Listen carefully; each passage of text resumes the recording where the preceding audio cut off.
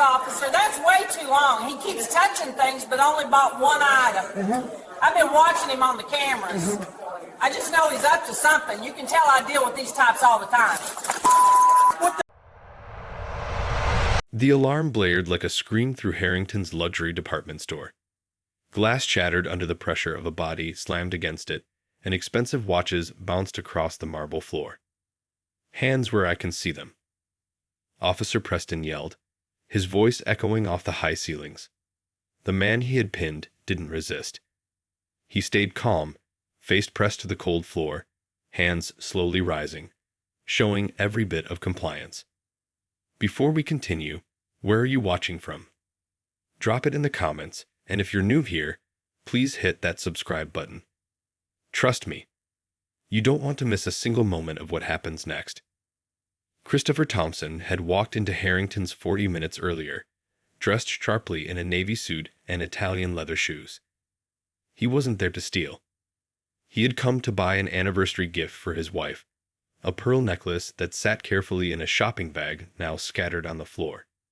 But Officer Preston didn't see that. All he saw was a black man in a suit, touching expensive items, acting suspiciously. "Don't move." Preston barked again, pressing his knee harder into Christopher's back. The shattered glass cut into the soles of his shoes, but Christopher didn't flinch. He had survived worse. Years in the Army and nearly a decade with the FBI had trained him to remain calm when people assumed the worst about him, especially because of the color of his skin. Linda, the store manager, hovered nearby. Her hand trembled as she pointed toward Christopher, her eyes wide with a mix of fear and certainty. "He's been in here over 30 minutes, she said to Preston, "and he's only bought one item. I saw him on the cameras. I know he's up to something." Preston's face reddened. He didn't need proof. He had a gut feeling. And in his mind, that was enough. He didn't notice Christopher's hands, raised and trembling slightly, not in defiance, but out of controlled caution. Preston didn't see a human being. He saw a suspect, and a black man at that. Two backup officers arrived moments later, stepping carefully over broken glass. The shoppers had formed a ring around the scene, phones raised, recording everything. Whispers rippled through the crowd, some horrified, some curious, some uncertain of what they had just witnessed. Christopher's voice finally cut through the chaos, calm and measured. "Officer, there's been a mistake. I've already paid for my item. The receipt is right there." He pointed to the crumpled paper near the pearl necklace. Preston ignored him, eyes locked on Christopher's face, as if ignoring the truth could make it disappear. "I said hands where I can see them. Don't move." The tension was unbearable. Christopher stayed on the floor, muscles tense but controlled. Any sudden move could escalate the situation fatally. He knew the statistics. He knew what happened to black men in similar situations. Being an FBI agent didn't make him bulletproof. He had to stay calm. Every second mattered. Rachel, the cashier who had rung up Christopher's purchase 20 minutes earlier, stepped forward, her voice shaking. "Officer, he paid. I personally helped him with the transaction. The credit card went through. The pearl necklace is his. There's nothing else." Preston waved her off. Maybe he paid for one thing and took another. Search him. Now. Christopher didn't resist the search, even as the officers pulled out his wallet. Inside, among the usual cards and cash, was a black leather case. Preston opened it without thinking, and froze. The gold badge inside gleamed under the store lights. Federal Bureau of Investigation. Special Agent Christopher Thompson. Authorized to carry firearms. The room went silent. All the shouting, the panic, the fear seemed to vanish in that one moment. Preston stepped back, shaking, staring at the credentials. The weight of what he had just done crashed down on him. He had assaulted a federal agent in front of dozens of witnesses. Christopher slowly stood, careful not to make any sudden movements, brushing dust and glass from his ruined suit. His cheek was bleeding, and his ribs throbbed, but his composure never wavered. He extended his hand toward Preston, who hesitated before handing back the badge case as if it were a snake.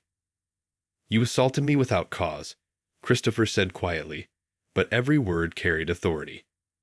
"There was no crime, no reasonable suspicion. Your actions were based solely on the color of my skin. I will be filing a formal complaint, and I will provide all witness footage to both the FBI and your department. Legal action is under consideration." Preston opened his mouth, stammering, trying to find words. Christopher raised one finger, and Preston closed it again. The power dynamic had shifted.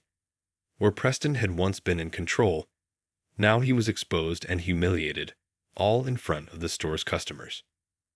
The store manager, Linda, paled. She realized her call to 911 had not only endangered Christopher, but also created a massive legal and public relations problem for herself and the store. Rachel, the cashier, approached and offered a statement supporting Christopher, the only one among the staff willing to stand up. Christopher turned once more to Preston. "Your decisions will be reviewed. Your actions are on record. The body camera you should have worn would have captured everything, but thanks to the store's cameras and multiple witnesses, the evidence is clear. Accountability will follow." Then, without another word, Christopher walked toward the exit. Every pair of eyes in the store followed him. He had been humiliated, assaulted, but he walked with dignity intact. The pearl necklace, the gift for his wife, was safe in his hand. His composure was a testament to training, experience, and survival instinct. As he disappeared through the doors, Preston remained frozen in place, realizing that his career and reputation might never recover from this single catastrophic incident. The backup officers had already stepped aside, careful not to involve themselves further. They knew where the blame would land, and it wasn't on them. Outside the store, Christopher took a deep breath. He had survived another encounter with prejudice and violence, a reminder that even his credentials, experience, and professionalism could not shield him from being judged solely by the color of his skin. The world had watched, recorded, and now the truth was undeniable. The marble floor of Harrington's had barely cooled from the chaos when Christopher Thompson returned, not to leave, but to ensure the situation was handled properly. Outside, sirens had faded, but inside, the whispers of shocked shoppers filled the space. Phones recorded every second. Social media posts were already being drafted as eyewitnesses uploaded videos. The viral moment had begun, even before Christopher had left the store. Officer Preston leaned against a counter, pale and unsteady. His hands, which had moments ago pressed aggressively into Christopher's back, now shook. Every thought raced, trying to rewrite reality in his favor, but it was impossible. Every angle of the assault had been captured, each frame a clear testament to his error. Christopher stepped back inside the store, clean suit slightly wrinkled, and blood from his cheek smudged onto the collar. He stopped in front of Preston, standing taller than the officer in demeanor, if not in physical presence. The store seemed to hold its breath. "Officer Preston," he began, voice calm but sharp, "we need to discuss what just happened. You assaulted me without cause. You humiliated me in front of witnesses. Your actions are completely unacceptable." Preston swallowed hard. I was following procedure. The store called, reported a suspicious man. I responded. You assumed, based on my skin color and clothing, that I was a criminal, Christopher interrupted, keeping his tone even. There was no evidence. There was no theft. There was nothing except your assumption. That is not procedure. That is bias. That is assault. The intensity in Christopher's voice drew the attention of every person still in the store. Bystanders who had previously been passive now stepped closer, whispering. Some began recording again, phones raised higher. The air was thick with tension. Preston's face turned red. You need to calm down. You don't understand." "I understand perfectly," Christopher said, leaning slightly forward, making his presence undeniable. I understand that you felt threatened by a black man shopping in your store. I understand that you thought your authority gave you the right to press a knee into someone's back and ignore their words, their receipts, their proof of purchase. I understand exactly what you did, and you need to face the consequences. Backup officers, now fully aware of the magnitude of the situation, stepped back, hands raised slightly in deference. They were trained, in part, to protect their colleagues, but this was different. Preston's mistake had escalated beyond repair, and they knew it. One of them quietly pulled out his radio and began calling their supervisor, ensuring that every detail would be documented. Linda, the store manager, approached cautiously. "Mr. Thompson, I. Christopher held up a hand, stopping her mid-sentence. "Your words mean nothing right now, Linda. The call you made to police, based solely on my appearance, put my life at risk. Your assumptions endangered me. You need to understand that. This isn't about an apology. This is about accountability. Your actions had consequences." Rachel, the cashier who had rung up Christopher's purchase, stood a few steps away, nodding quietly. She had seen everything, from the initial purchase to the assault. "He's right, Linda," she said softly. "I helped him. I know he bought the necklace. Everything else was wrong." Preston's jaw tightened. "You think you're untouchable because of a badge? You think this changes everything?" Christopher's gaze didn't waver. "This isn't about thinking I'm untouchable. It's about facts. I have a badge, yes, but that doesn't make me immune to people judging me because of the color of my skin. You, on the other hand, need to understand that your job carries responsibility. You assaulted someone who had done nothing wrong. That's not opinion. That's fact." For a moment, the room was silent. The shoppers, the employees, even Preston himself seemed frozen. Every word Christopher spoke landed like a weight on the air, impossible to ignore.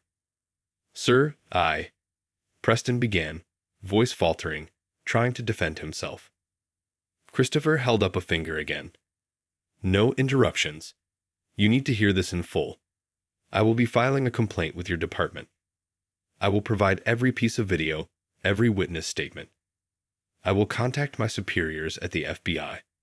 Legal action will follow if necessary. This isn't just about me. This is about ensuring the next black man shopping in this store isn't treated the way I was treated. That is my responsibility now." Preston opened his mouth again, then closed it. There were no words that could justify what had happened. No explanation could undo the assault, the humiliation, or the public exposure. Every phone recording was evidence. Every bystander was a witness. Christopher took a deep breath, lowering his hand slightly. "I will give you one opportunity to accept responsibility. Your career, your actions, and your decisions are on record. How you respond now will define your next steps." The officer's hands shook. I. It was just a mistake." Christopher's stare intensified. "A mistake that could have killed me.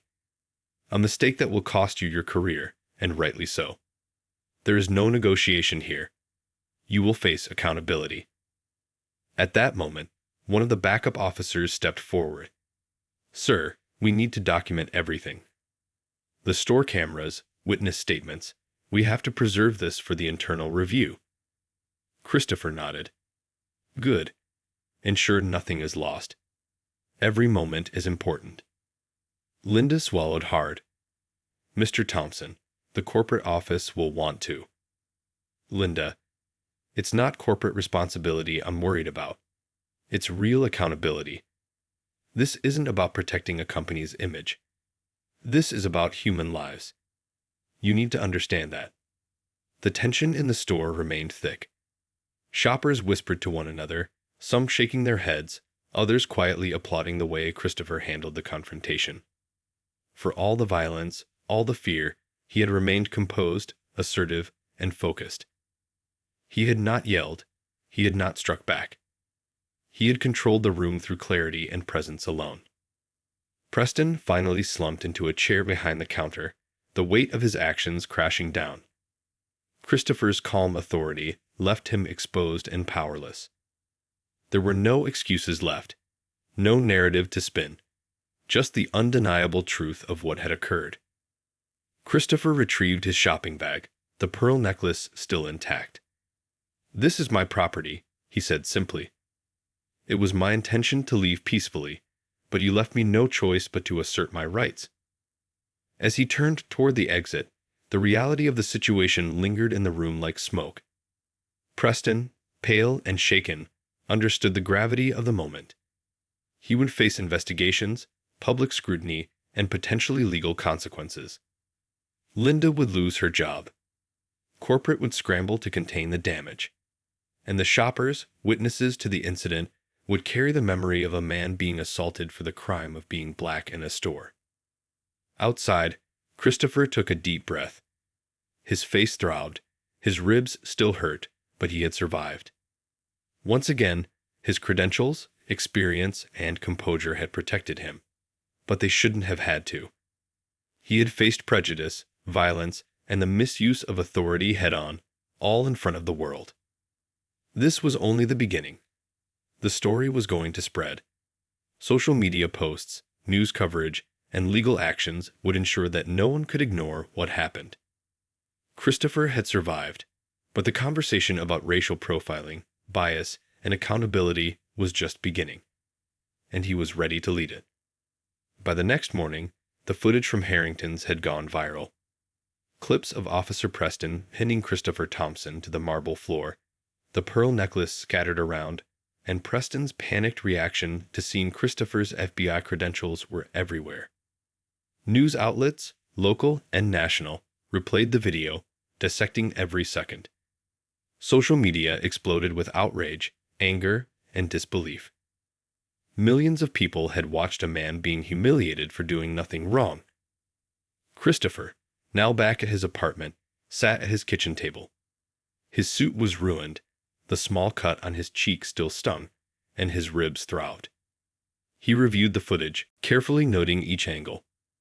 Every frame would become evidence in the complaint he was about to file. He wasn't interested in fame or sympathy. His goal was accountability. The video wasn't just proof of what had happened. It was a tool to prevent this from happening to someone else. At Harrington's, corporate scrambled to contain the damage. The CEO called an emergency meeting with executives. "This footage is catastrophic," one of the vice presidents said, pushing her glasses up her nose. "We have lawsuits, public outrage, and civil rights organizations already contacting us. We need a statement, and we need it fast." The official statement was released 3 hours later. It apologized for the incident, promised a full internal investigation, and announced plans for bias training and new customer service policies. They even offered Christopher a settlement, money, security upgrades, and a formal apology. But Christopher wasn't interested in money. The settlement didn't address the underlying issue. A black man had been treated like a criminal for shopping. Meanwhile, Preston had hired a lawyer. The statement his attorney released claimed he had followed proper procedure, responding to a suspicious individual reported by store staff. The officer acted in accordance with protocol based on the information available, it read. But the footage told a different story. In the video, there was no evidence of theft, no suspicious behavior beyond being black and looking around the store. The officer's aggression and escalation were clear for anyone to see. Civil rights groups immediately picked up the story. Protests began outside Harrington's flagship store. Signs read, "Shopping while black is not a crime," and "Accountability now." Social media users created hashtags to spread awareness. Christopher's experience became the symbol of a larger problem: black people facing profiling and harassment in everyday spaces. Within the police department, the internal investigation had begun. Preston was placed on administrative leave. In theory, it meant he wasn't being punished yet, but in reality, it was a paid vacation while the department assessed the public fallout. His colleagues were quiet. Some sympathized privately, but none wanted to be associated with what had happened. The cameras, the witnesses, and the viral footage left no room for excuses. Christopher received calls from FBI leadership. His supervisors expressed full support. They confirmed that he had acted professionally, maintained composure, and followed proper protocol under extreme provocation. The FBI offered legal resources and guidance should he choose to pursue further action. But Christopher's focus was clear. He wanted structural change. He wanted policies that prevented racial profiling in retail spaces, not just apologies or settlements. Linda, the store manager, was summoned to the corporate office. She had made the call that started it all. She admitted her fear and assumptions, but it was too late. The video showed her pointing at Christopher, confirming his presence as suspicious to the officer. Within days, she was fired. Harrington's announced new training, diversity hires, and oversight measures, trying to demonstrate they had learned from the incident. But the public remained skeptical. Actions were one thing. Cultural change was another. The viral attention wasn't just limited to corporate response. Local politicians weighed in, demanding accountability. Legal experts dissected the actions of both Preston and Harrington's staff, explaining the clear violation of rights. Commentators debated the long-standing issue of Black Americans being treated as suspects in public spaces. Every video replayed showed the same truth. Christopher Thompson had done nothing wrong. He had paid for his purchase, complied fully, and yet was subjected to physical assault. Christopher decided to take his complaint personally. He gathered statements from witnesses, including Rachel, the cashier who had spoken up during the incident. He compiled footage from every angle of the store cameras. He reviewed all communications and receipts. Every detail mattered. He wasn't interested in rushing. He was ensuring there was an unbreakable record. Meanwhile, Preston's world crumbled. Every news report, every viral clip, every online discussion reminded him of the mistake he had made. Former colleagues and friends avoided him. The officer who had once acted with authority now felt powerless and exposed. His lawyer attempted damage control, but it was impossible to undo the viral evidence of his misconduct. The conversation around racial profiling intensified. People shared personal experiences. Doctors stopped at pharmacy counters, teachers monitored in grocery stores, lawyers followed by security in upscale shopping districts. Christopher's experience, while unique because of his FBI status, reflected a larger reality. Millions of Black Americans experienced the same kind of suspicion, harassment, and humiliation every day, just without the visibility, resources, or protections Christopher had. Christopher didn't give interviews. He didn't need to. His presence and professionalism spoke for themselves. Instead, he focused on the evidence and the actions that could make a difference. Every interaction, every statement, and every document was part of a larger goal: accountability and systemic change. The legal process began.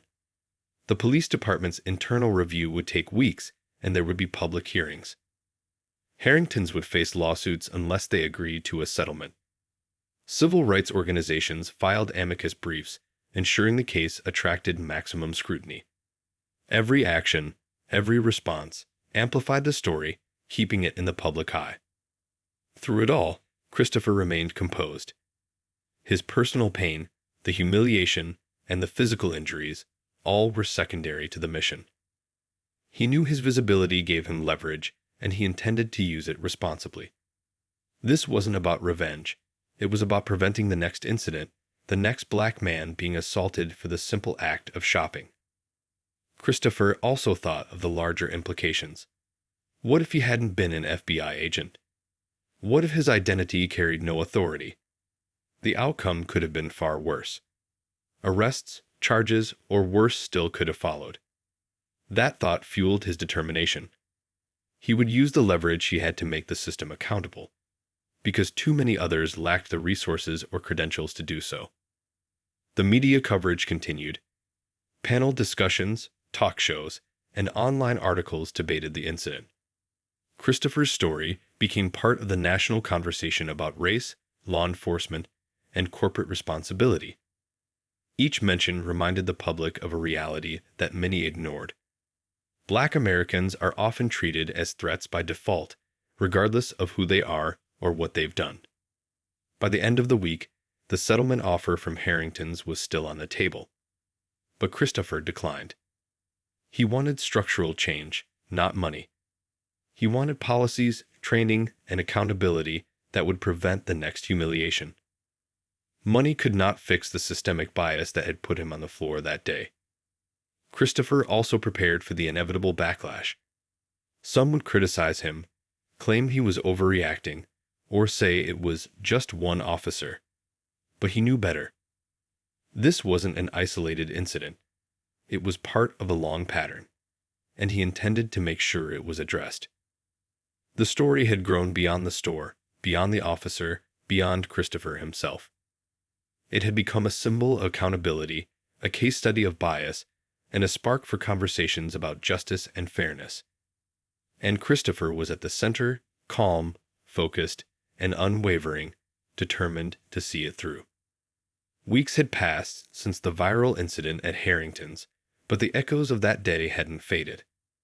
Officer Preston remained suspended on administrative leave, facing an internal investigation that seemed increasingly certain to end his career.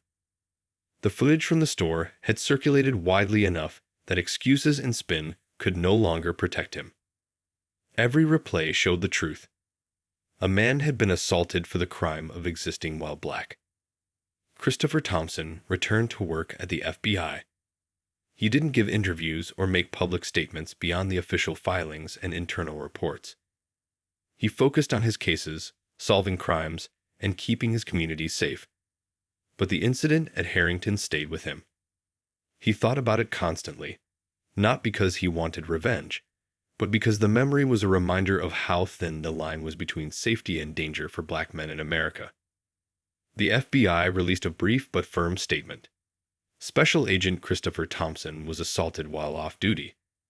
He acted professionally throughout the encounter. The Bureau supports him in pursuing any and all actions necessary to ensure accountability. It was short, factual, and left no room for misunderstanding. The FBI had his back. That support mattered, but it also highlighted the unequal reality for most black Americans. Many had no agency, no protection, and no resources to fight back. At Harrington's, corporate damage control continued. The CEO issued another statement promising diversity training, sensitivity workshops, and hiring a dedicated inclusion officer. Linda, the store manager, had been fired. The company paid a settlement, not to Christopher, but to organizations advocating against racial profiling and for criminal justice reform, a gesture to show they had learned their lesson. The store tried to present an image of reform, but public skepticism remained high. Many understood that cultural change would take far longer than corporate announcements. Preston's legal team argued that the officer had followed procedure, and that any escalation of force was justified by a reported suspicious individual. It was standard rhetoric in these situations, but the evidence was damning. Every angle, every witness, every frame of video contradicted the defense. Even the police union, known for staunchly supporting officers, quietly distanced itself. Preston's career, once promising, had come to a sudden halt.